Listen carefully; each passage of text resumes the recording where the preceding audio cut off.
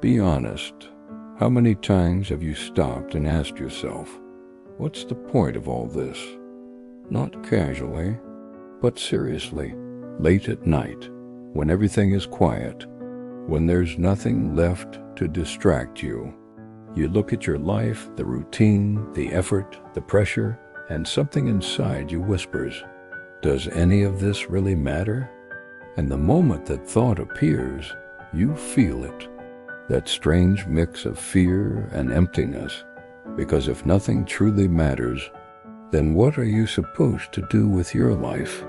Most people run from that question. They fill their time. They chase goals. They distract themselves with noise.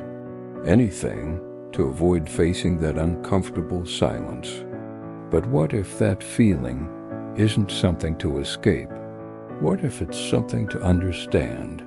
The philosopher Albert Camus called this feeling the absurd, not because life is meaningless in a simple way, but because there's a conflict, a deep, unavoidable conflict. You, as a human being, crave meaning. You want purpose. You want answers. You want your life to make sense. But the universe remains silent. It doesn't explain itself. It doesn't justify your suffering. It doesn't tell you why you're here, and that silence is where the absurd is born. Imagine asking a question and hearing nothing back, not because there's no answer, but because there was never meant to be one. That realization can feel terrifying, because it removes the safety net. No guaranteed purpose. No universal meaning, no script to follow, just you. And here's where most people misunderstand. They think this leads to despair, to emptiness, to giving up. But Camus argued the opposite. He said, once you truly accept that life has no inherent meaning, you become free. Free from expectations, free from illusions, free from the pressure to figure it all out. But that kind of freedom is dangerous, because now you're responsible. There's no one to tell you what matters. You have to decide. And that's exactly what most people are afraid of. Friedrich Nietzsche warned about this moment.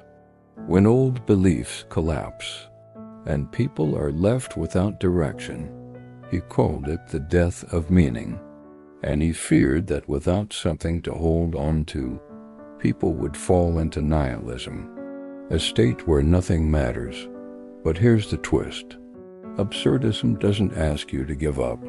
It asks you to rebel, to leave, even when life makes no sense. Camus used a powerful image to explain this. The myth of Sisyphus, a man condemned to push a boulder up a hill, only for it to roll back down, again and again, forever. At first glance, it's a punishment, a meaningless, endless task. But Camus saw something different. He imagined Sisyphus smiling. Why? Because once Sisyphus accepts his fate, once he stops hoping for an escape, once he realizes there's no hidden meaning, he gains something unexpected: control.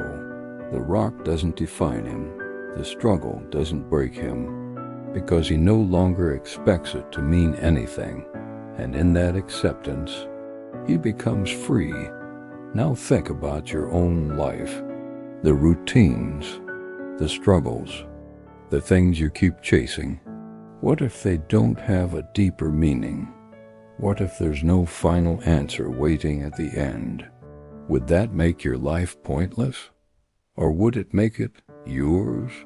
Plato believed in higher truths, but absurdism challenges that idea. It says, maybe there is no higher world. Maybe this is all there is. And if that's true, then every moment becomes more important.